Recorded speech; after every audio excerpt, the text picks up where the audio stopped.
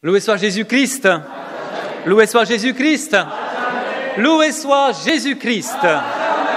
Amen. Merci Seigneur. Et encore merci pour ce dimanche de carême. C'est un dimanche de joie. C'est un dimanche de ta présence. Et surtout, c'est un dimanche de ta libération. Je ne sais pas qu'est-ce qui vous frappe dans ces lectures aujourd'hui. J'essayais de réfléchir, de méditer. C'est la première lecture, les 10 commandements, deuxième lecture, Saint Paul qui parle du Messie, troisième lecture, Jésus qui chasse les vendeurs du temple. On pourrait faire maintenant la votation parce je ne peux pas prêcher sur chacune de ces lectures. Seigneur, pardonnez-moi, je ne peux pas prêcher sur les 3 lectures. Pardonnez-moi, je ne peux pas, il faut me pardonner parce que toutes les lectures, toutes les 3 aujourd'hui sont hyper importantes, mais je ne peux pas le faire, sinon, voilà, on ne finit pas cette messe.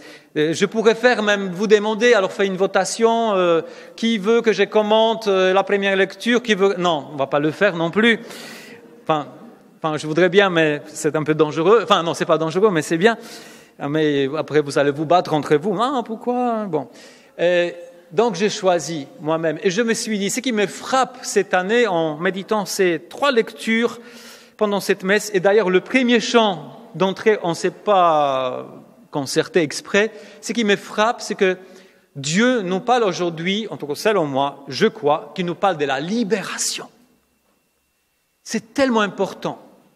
La liberté qu'on a, pas parce qu'on a bien travaillé sur nous-mêmes, alors il y a tout un courant maintenant très à la mode de auto-développement, auto-réalisation, auto-libération.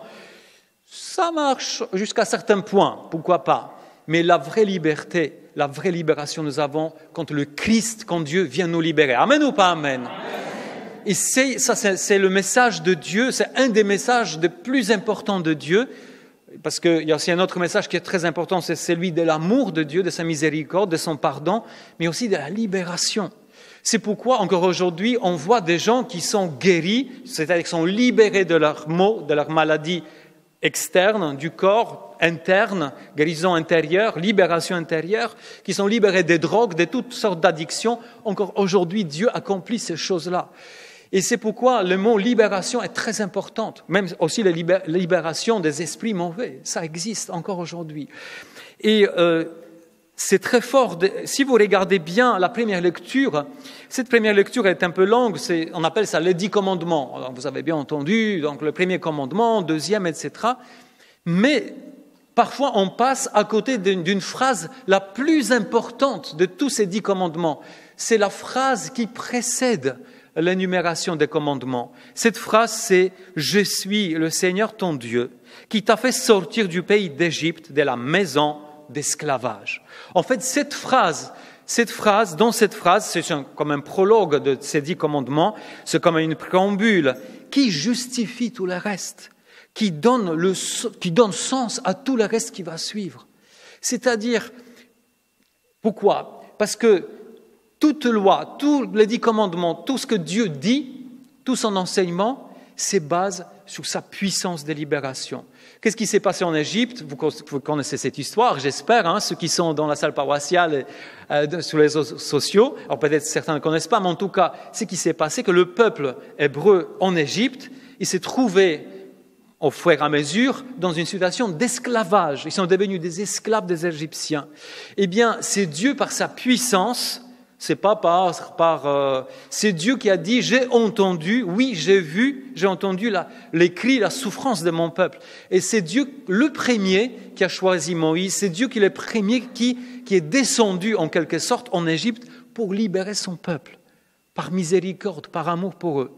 Et du coup, aujourd'hui, c'est ça que Dieu dit, c'est lui qui libère, et parce que le peuple est libéré, une fois libéré au désert, à Sinaï, eh bien, c'est là où Dieu va leur donner les 10 commandements. En fait, les 10 commandements, ce sont les 10 paroles de libération, parce que le peuple, même si physiquement est sorti de cette maison d'esclavage qu'on appelle dans la Bible, de l'Égypte, mais psychiquement, dans leur cœur, ils sont encore esclaves. Ils se comportent comme des esclaves.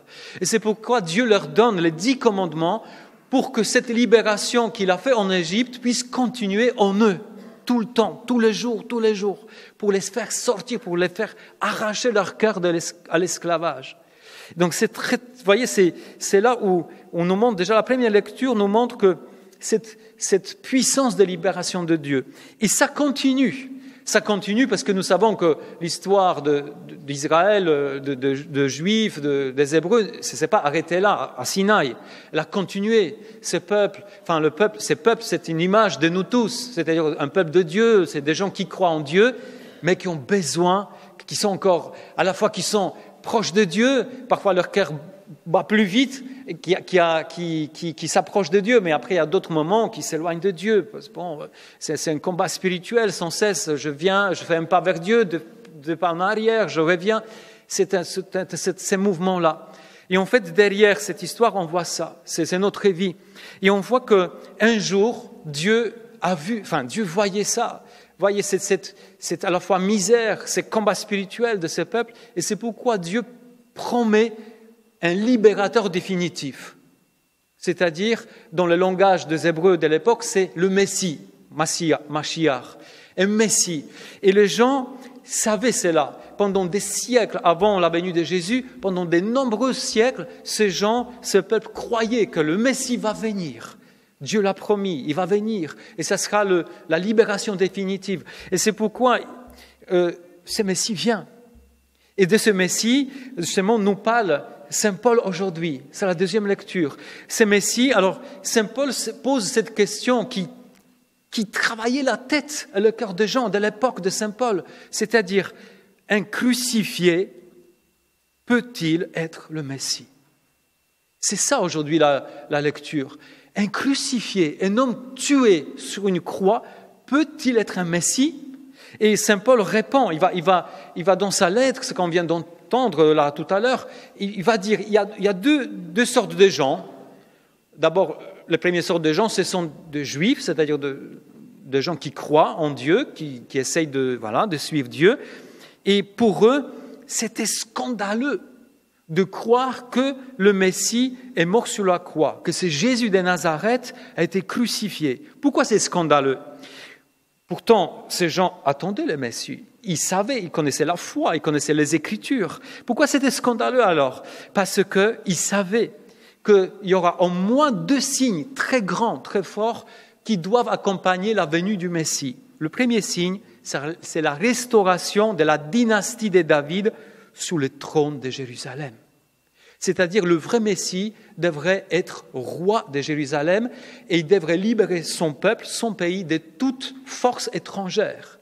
Mais Jésus vient, il se présente comme Messie, mais pas de cette manière-là. Et surtout, il ne prétend pas de s'asseoir sur le trône de roi David et le pays est toujours sous le joug des Romains. Jésus ne veut pas prendre des armes, Jésus ne veut pas chasser les envahisseurs. Et le deuxième signe, c'était le règne de paix générale et définitive. C'est-à-dire, si vous regardez ces textes de promesses du Messie, quand le Messie vient, ça y est, c'est la paix qui est revenue. Mais une paix qui n'a pas de fin. La paix, on peut dire, éternelle. Mais Jésus vient encore, et en fait, il y a des gens toujours qui se tuent, il y a beaucoup d'injustices, il n'y a pas de paix.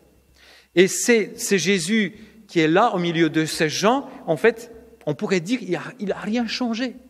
La vie continue comme avant.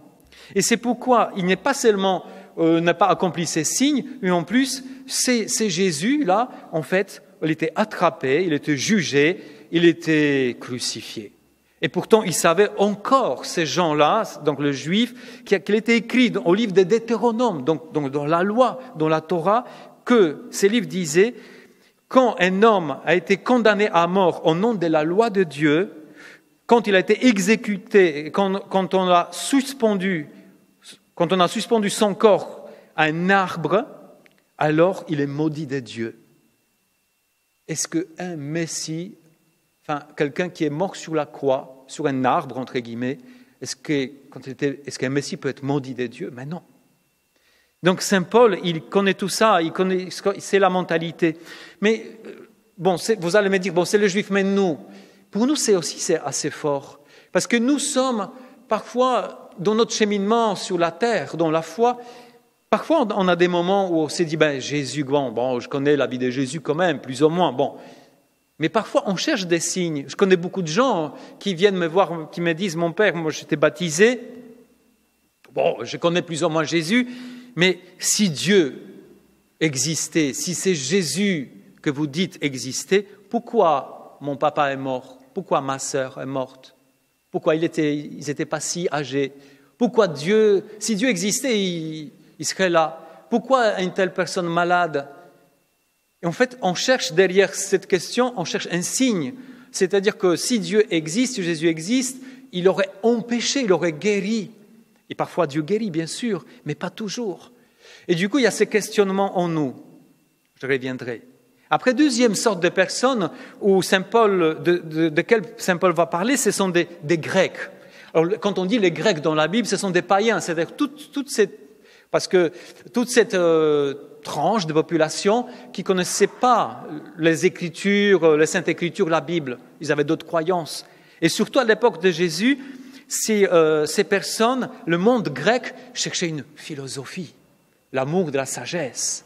Et Saint Paul dit, voilà, le monde grec recherche une sagesse. Mais Jésus, encore une fois, n'a jamais parlé sur ces terrains-là. Jésus n'a jamais présenté sa personne ou son enseignement comme une philosophie.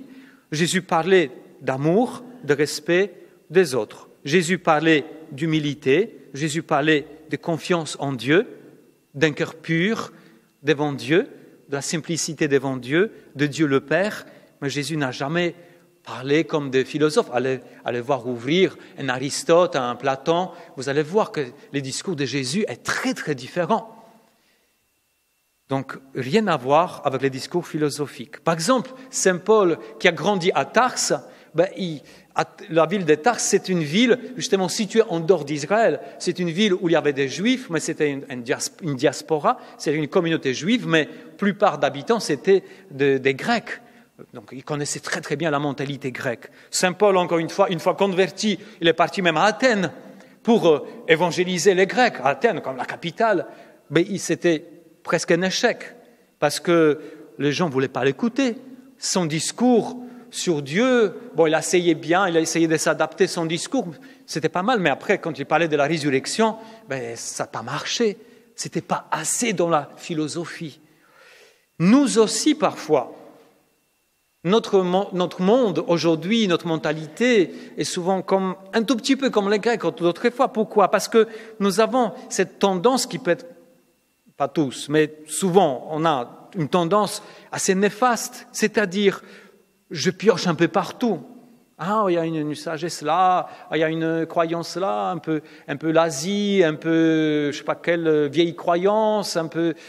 On s'est fait, comme on dit, une religion à nous. On colle des morceaux et on croit que c'est super. Jusqu'à certains points, c'est super, mais après, on voit que c'est pas génial. On est déçu. Et c'est un peu comme les Grecs, on cherche une sagesse parce que sinon on a un trou dans notre vie. On sait bien, on ne peut pas vivre sans une croyance. Eh bien, encore une fois, ce n'est pas génial. Donc Saint Paul nous dit, voilà, les Juifs cherchent des signes, mais ils sont scandalisés de ces Messies qui est crucifié. Les Grecs, ils croient que c'est une bêtise, parce que pour eux, c'est pas sage du tout, ces Messies, cet homme si simple que ça. Et derrière tout ça, Saint Paul nous dit, il y a quelque chose de puissant. Ces Messies, il disait, pour ceux qui croient, c'est une puissance de Dieu. Ces Messies crucifiés, c'est une puissance. Ce n'est pas seulement une sagesse, des jolies paroles, quelque chose qui m'apaise. C'est quelque chose qui est puissant, qui me libère. Et c'est pourquoi Saint Paul nous montre que la croix de Jésus est très importante. En fait, Saint Paul lui-même, pour donner cette réponse pour les gens de l'époque, il a scruté encore, il est revenu dans la Bible et a essayé de trouver, est-ce que vraiment la Bible ne parle pas par hasard de la croix? Est-ce que par hasard, mystérieusement, il n'y a pas d'annonce de la croix, de ces Messies crucifiés? Et après, il a médité. Et enfin, il a donné une réponse. Effectivement, Saint Paul lui-même, il dit, au lieu d'être scandalisé ou déçu, au contraire, il faut s'émerveiller de la croix du Christ. Il faut être dans l'admiration, dans la reconnaissance, parce que c'est sur la croix où véritablement Dieu se révèle. Il montre qui il est. Vous allez me dire, mais ah bon? Vraiment? Et regardez une chose. Dans l'épreuve, quand vous vivez une épreuve personnelle, par exemple, vous dites, ah ouais, moi je suis une personne patiente. Franchement, vraiment, j'ai pas mal de défauts, mais j'ai vraiment une grande patience. Mais quand tu vis une épreuve, est-ce que ça t'a pas arrivé déjà où quand tu vis une épreuve, une crise, tu as envie d'exploser l'autre en face? Où est ta patience? Parce que c'est dans l'épreuve vraiment, c'est l'épreuve qui vérifie ce que nous sommes vraiment. Et c'est comme quelqu'un, la patience, on peut dire un autre exemple, c'est quelqu'un qui dit, moi je suis dans la paix, moi je suis pas... Et après une épreuve, pareil, tu entres en colère, tu vas... Ou quelqu'un qui dit, moi j'aime bien prier. Qui n'a pas expérimenté, si vous dites, moi j'aime bien prier, qui n'a pas expérimenté que vous avez failli dans votre vie de prière pendant la pandémie de Covid-19? Oui, mais avant c'était différent. Oui, mais la crise vient. Si tu étais vraiment un homme, une femme de prière, même une pandémie ne devrait pas te bouger. Non, on abandonne parfois, on est un peu déboussolé. Parce que c'est l'épreuve qui vérifie véritablement là où nous sommes. Qu'est-ce qui s'est passé avec Jésus? La plus grande épreuve de Jésus, c'était la croix. Et en fait, qu'est-ce qu'on voit sur la croix? Par exemple, on voit sur la croix que Jésus, une fois crucifié, qui souffre énormément, qui voit que son peuple, en fait, le péché, l'ont crucifié. En fait, on voit sur la croix, Jésus ne reprend plus les pharisiens. Avant, il le faisait. Reprenez, oui, vous trompez, c'est pas comme ça. Sur la croix, Jésus ne fait pas de morale, n'enseigne pas à ses disciples. Sur la croix, Jésus ne corrige pas les foules de ces mauvaises croyances. Qu'est-ce que Jésus fait sur la croix? En fait, il montre le pardon, parce que sur la croix, il dit « Père, pardonne-leur, car ils ne savent pas ce qu'ils font ». Donc il pardonne même ceux qui l'ont crucifié, qui le blasphèment, qui se moquent de lui. Jésus sur la croix, il a plein de compassion. Il dit à un des criminels crucifiés à son côté « Tu seras avec moi au paradis, encore aujourd'hui même ». Jésus sur la croix montre de la tendresse. Il va donner sa propre maman, sa mère, Marie, à tout disciple, c'est-à-dire à tous ceux qui croient en Jésus. Il promet que sa maman va devenir la maman de tous ses disciples. Donc c'est la tendresse. En fait, en un mot, Jésus manifeste sur la croix de l'amour. La plus grande épreuve de sa vie, il manifeste une seule chose, c'est l'amour. Dieu est amour. Vous voyez, c'est la conséquence est là. Saint Paul encore, il va dire dans la lettre aux Galates que pour moi, pas d'autre titre de gloire que la croix de notre Seigneur Jésus-Christ. Eh oui, le Messie crucifié, c'est le Messie qui nous libère, qui nous montre, qui nous donne son amour et qui nous remet debout. Et c'est pourquoi ce message est tellement fort. Et Jésus dit dans l'Évangile, je ne veux pas commenter ça, mais Jésus dit à la fin, l'Évangile nous dit que Jésus, il connaissait ce qu'il y a dans l'homme. C'est pourquoi ce Messie, pour nous, est tellement précis et précieux. C'est-à-dire, Jésus connaît très bien ce qu'il y a en toi. Et il vient avec sa puissance qui n'écrase pas, au contraire, qui guérit, qui libère, qui donne l'amour pour te rejoindre. Voilà le sens de ces Messies que nous aimons tant. Amen ou pas Amen? Je vous propose une petite citation quand même de Jean-Paul II dans une encyclique qu'il a écrite qui s'appelle Fides et Ratio. Pour ceux qui sont tentés un peu par certaines sagesses encore aujourd'hui, il va dire quelque chose de très beau. Le vrai point central qui défie toute philosophie est la mort en croix de Jésus-Christ. Ici, en effet, toute tentative de réduire le plan salvifique du Père à une pure logique humaine est vouée à l'échec.